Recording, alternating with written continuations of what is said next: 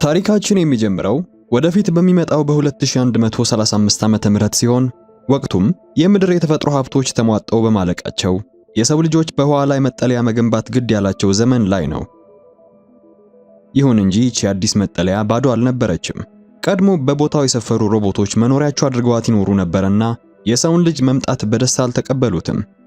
በዚያም ሳቢያ በሁለቱም ወገኖች መካከል የአድሪያን ጦርነት ተብለው የሚጠራው ግጭት ለመቀስቀስ ምክንያት በመሆኑ የሰው ልጆች ይህንን ጠንካራ ጠላት ለመመከት ገዳይ የሆኑ የጦር ሮቦቶችን ማምረት ይጀምራሉ። ታዲያ ከዚህ አሰቃቂ ጦርነት ባንዱ ፍልሚያ መሃል የተሰባበሩ ሮቦቶች በየሜዳው ተበታትነው በሚታዩበት በፍርስራሽ ውስጥ ጁንጊ የተባለች ተዋጊ ራሷን ስታ ወድቃ ነበረ።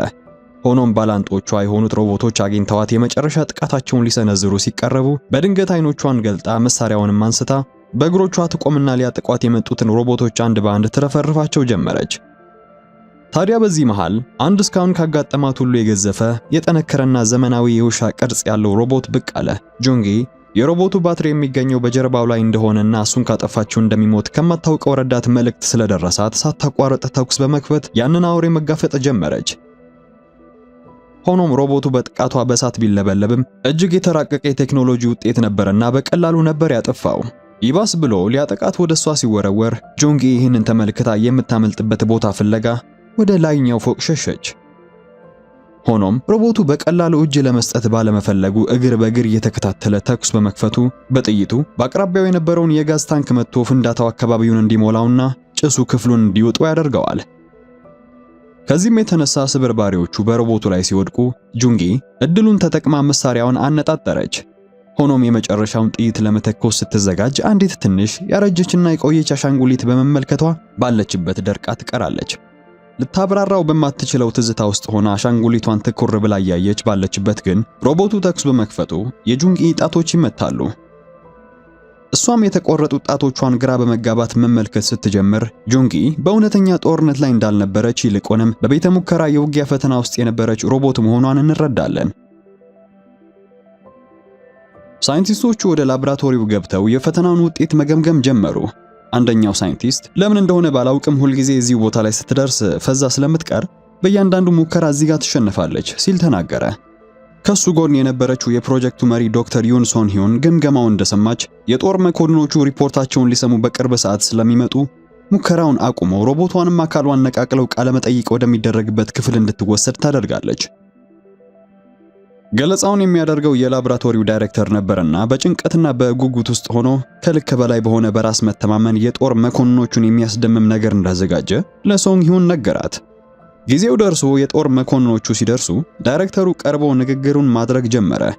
በ2135 ዓመተ ምህረት ምድር እንደሞተች ሳይንቲስቶች ለሰው ልጆች የሚሆን የጠፈር መጠለያ ሮቦቶች ቀድሞውኑ ሲኖሩበት በነበረው ስፍራ ላይ ይገነባሉ። ነገር ግን ሮቦቶቹ የሰው ልጆች ሀብታቸውን እንዲጋሯቸው አልፈለጉም እና አመጹባቸው። በዚህ ምክንያትም የአድሪያን ጦርነት የተባለው ለብዙ አስርት ዓመታት በደም መፋሰስና በውድመት የዘለቀው ጦርነት ተከተለ። ስለዚህ ሳይንቲስቶች ሮቦቶቹን ለመዋጋት ሲሉ በዚህ ቤተ ሙከራ ውስጥ የውጊያ ማሽኖችን ለመስራት አቀዱ። ቡድኑ ይህንን ፕሮጀክት እውን ለማድረግም በኮሪያ ታሪክ ውስጥ ባለጀብድና ታላቅ ተዋጊ የነበረችውን የካፒቴን ዩን ጁንጊውን አንጎል ለመጠቀም ይወስናሉ።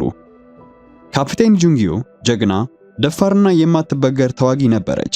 ሆኖም አንድ ለተልኳ ላይ ያለች ከባድ አደጋ ደርሶባት ራሷንም ስታ ኮማ ውስጥ በመግባቷ ዳግም ልትነቃ አልቻለችም።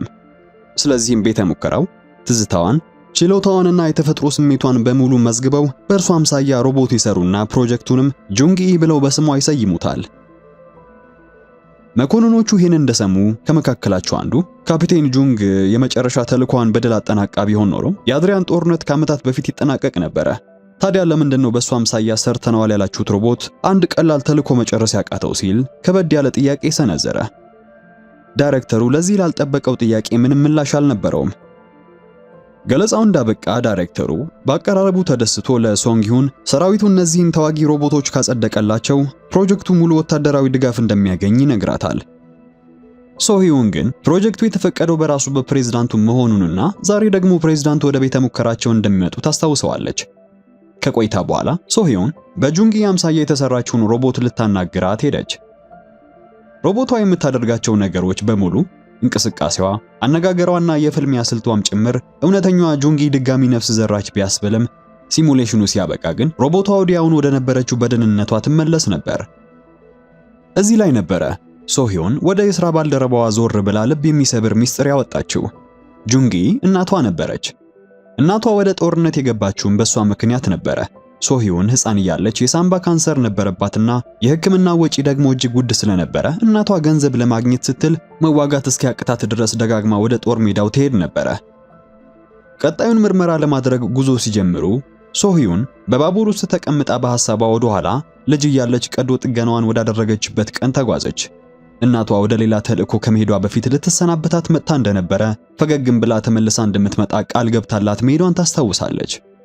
ራሷን እንድትጠብቅ መክራት እንደተለየቻት ሶሂዮን እናቷን ለመጨረሻ ጊዜ በሰው መልክ ብቻ ያየቻት ያን ጊዜ ነበረ። ወደ አሁኑ ጊዜ ስንመለስ ሶሂዮን ሐኪም ጋር ስትሄድ እናያለን። ሆኖም እዚያ እንደደረሰች የሰማችው ዜና የልጅነት ካንሰሯ ተመልሶ መምጣቱን፣ በህይወት ለመቆየትም ያላት ጊዜ 2 ወር ብቻ ነው የሚል መርዶ ነበረ። ስለዚህ መሞቷ እርግጥ ከሆነ ካለፈች በኋላ የአንጎሏን መረጃ ለማቆየት 3 አማራጮችን አቀረበላት።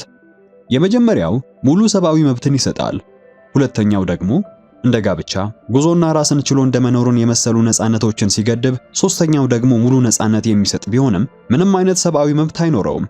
ያ ማለት መረጃዋ በማንኛውም ኩባንያ ሊገዛና ሊሸጥ፣ የትኛውም መንግስት ሊሰራበት ፈቃድ የሚሰጥ አማራጭ ሲሆን በምላሹ ደግሞ ዳጎስ ያለ ክፍያ ታገኝበታለች።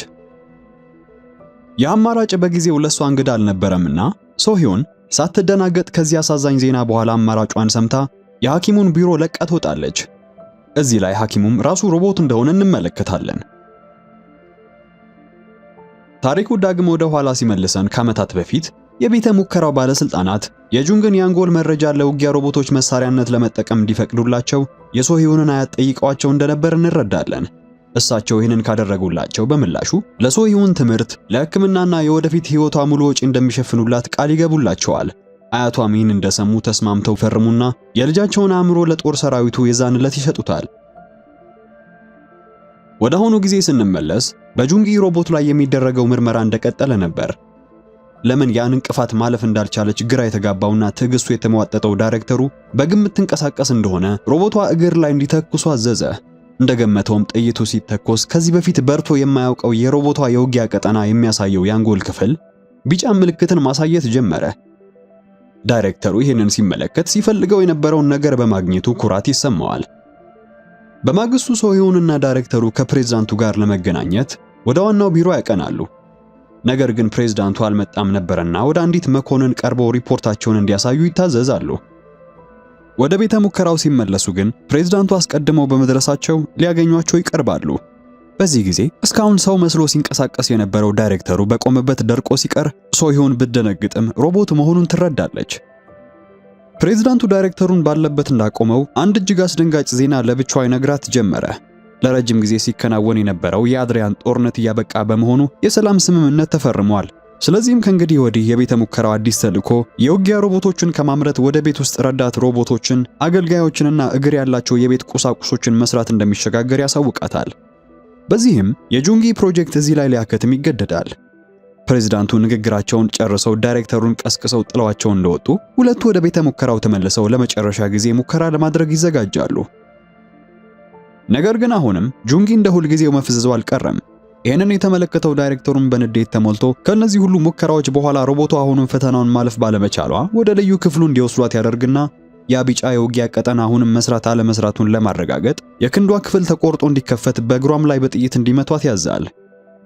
ዳይሬክተሩ ይህንን ካዘዘ በኋላ ጁንጊን ወደምትቆጣጠረው ወደ ሶሂዮን በመዞር ሮቦቷ እንድታነቃቃት ቢያዝም ሶሂዮን ግን እናቷን ዳግም ስቃይ ውስጥ ልትከታት አልፈለገችምና ፈቃደኛ ሳትሆን ትቀራለች።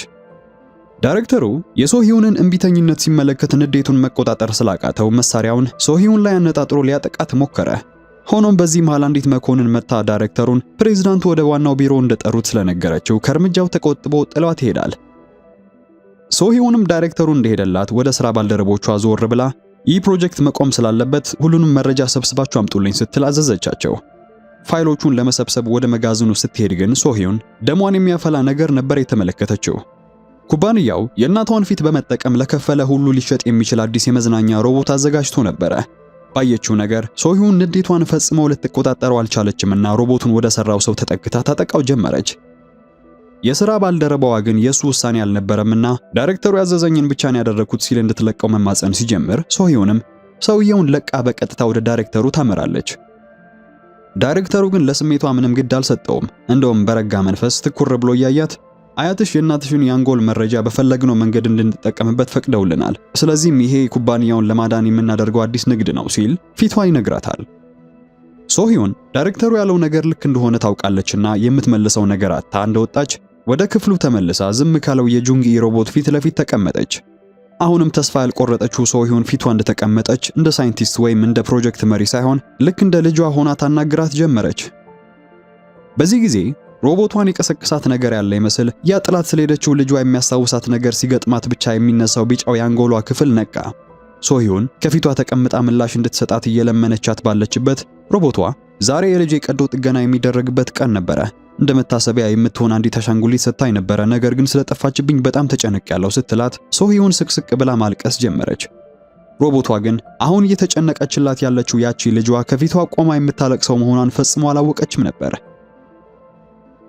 በማግስቱ የመጨረሻው ሙከራ የሚካሄድበት ቀን ላይ ምርመራው ከመጀመሩ በፊት ሶሂዮን ቀደም ብላ በሮቦቱ አንጎል ውስጥ የነበሩትን የእናቷን የቀድሞ ትዝታዎችን፣ ፍቅሯንና ስቃዩን አምቆ የያዘውን ቢጫ ቀጠና በሙሉ ማንም ሳያውቅ በማስወገድ አንድ ሸፍጥ ትሰራለች። ከዚያም ሙከራው ሲጀምርና ሲሙሌሽኑ እንደ ሁልጊዜው በተለመደው መንገድ ሲቀጥል ሮቦቷ ጁንጊም ልክ እንደለመደችው ያቺ ቦታ ላይ ስትደርስ ባለችበት ደርቃ ትቀርባቸዋለች። ዳይሬክተሩ ግን እንደ በፊቱ ከመበሳጨት ይልቅ የሆነ ነገር ተፈጥሯል ብሎ በመጠርጠር የተቀረጸውን ምስል ደጋግሞ ሲመረምረው ጁንጊ ሳትመታ ነበር ያ ቢጫ ምልክት ሲፈጠር የነበረውና ያኔ ዝም ብላ ሞተች ብትመስልም ትወና ላይ መሆኑን ይገባዋል። ስለዚህም ዳይሬክተሩ የአደጋ ጊዜ ማስጠንቀቂያውን ቢያሰማም ዘግይቶ ነበርና ጁንጊ ከነበረችበት በመውጣት በመንገዷ ላይ ያገኘችውን ሰው ሁሉ አንድ በአንድ ማጥቃት ጀመረች። በመላው ተቋም ውስጥ የአደጋው ጊዜ ደወል ቢጮህም የፖሊስ ሮቦቶች ለመድረስ 5 ደቂቃ ይቀራቸው ነበረ። ጁንጊ አለፍ ብላ አንድ ትልቅ አዳራሽ ውስጥ ስትገባ የሷ ቅጂ የውጊያ ሮቦቶች በረድፍ ተሰድረው ተመልክታ ደነገጠች። እዚህ ላይ ነበረ የተጠሩት የፖሊስ ሮቦቶች ወደ ቦታው የደረሱት። ሁሉም ያለምንም ማመንታት ጥቃት ይሰነዝሩባት እንደጀመሩም ጁንጊ ሳትበገር የመልስ ምት እየሰጠች በቆራጥነት ትፋለማቸው ቀጠለች። ቁጥራቸው ቢበዛም እጅ አልሰጥ ስትላቸው በመሃል አንደኛው ሮቦት ከበስተጀርባዋ መጥቶ እጇን በመያዝ ሌላኛው ጥቃቱን ሰንዝሮ እንዲጨርሳት ያመቻቻል። ሆኖም በዚህ ቅጽበት ሶሂዮን ከኋላው ብቅ በማለት ጁንጊን ይዞ የነበረውን ሮቦት ከጥቅም ውጭ ስላደረገችው ጁንጊ ነፃ ትወጣለች።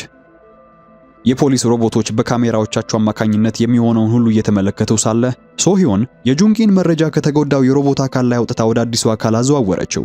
ከዚያም ከተቋሙ ለማምለጥ ተስፋ በማድረግ አዲሷን ሮቦት ይዛ ትሮጥና የባቡር መቆሚያው ጋር ስትደርስ እንዳለመታደል ሆኖ ዳይሬክተሩ ቀድሞ እዚያ ደርሶ ሲጠብቃት ነበርና ሳቅማማ ተኩስ ይከፍትባታል። ባልተጠበቀው የዳይሬክተሩ ጥቃት ጥይቱ ሶሂዮን አካሏን ሰንጥቆ በማለፉ በከባድ ሁኔታ ቆስላ መሬት ላይ ለመውደቅ ትገደዳለች። በዚህ ሁሉ ልጇ ተመታ ስትወድቅ ያየችው ጁንጊ በውስጧ የሆነ ነገር ሲነቃ ታወቃት። ሶሂዮን አጥፍቻለሁ ያለችው ያ ቢጫ ክፍል ነበረ ዳግም እንደ እሳት አእምሯ ውስጥ ሲነድ የነበረው። ከዚህም የተነሳ አሳይታውም ሆነ ተሰምቷት በማያውቀው ንዴት ዳይሬክተሩ ላይ ጥቃት ትከፍትበታለች። ጥይቱ የዳይሬክተሩን አይን መቶት ሲያልፍ ዳይሬክተሩ የፈረሰውን የገዛ አካሉን ከቆዳው በታች ያሉትን ሹቦዎች፣ የኤሌክትሪክ መስመሮችንና ብረቶችን ተመልክቶ ይህን ሁሉ ጊዜ ሮቦት እንደነበረ እውነቱን ተረዳ። ሆኖም ዳይሬክተሩ ከመደናገጥ ይልቅ በሁለቱም ፊት መሳቅን ነበር የመረጠው። ከእንግዲህ ሰው መስሎ መኖሩ እንዳበቃና እውነተኛ ማንነቱ ተቀብሎ መቀጠል እንዳለበት ልክ እንደወሰነ ጁንጊ ላይ ጥቃት መሰንዘሩን ይቀጥላል። ፍልሚያው እጅግ አስፈሪ ከመሆኑም በላይ በአካባቢያቸው የነበረው ነገር ሁሉ እስከ ማፈራረስ ደርሰው ነበርና የባቡር መቆሚያው መናጋት ጀመረ። በዚህ ላይ የፖሊስ ሮቦቶች ደርሰው ጥቃቱን ሲቀላቀሉ በውጊያው የተዳከመችው ጁንጊ ግን አሁንም ለብቻዋ ሁሉንም እየመከተች አንድ ባንድ ትረሽናቸው ነበረ። የባቡሩ ክፍል ተገንጥሎ ሲለይ ዳይሬክተሩና ጁንጊ ወደ ጥልቁ መውረድ ጀመሩ። በመጨረሻዋ ቅጽበት ላይ ሶሂዮን ደርሳ ጁንጊን ወደ ላይ ስትስባት ዳይሬክተሩ ግን የሚታደገው አልነበረምና ወደ ጨለማው ተስቦ ወደ ታች ይወድቃል።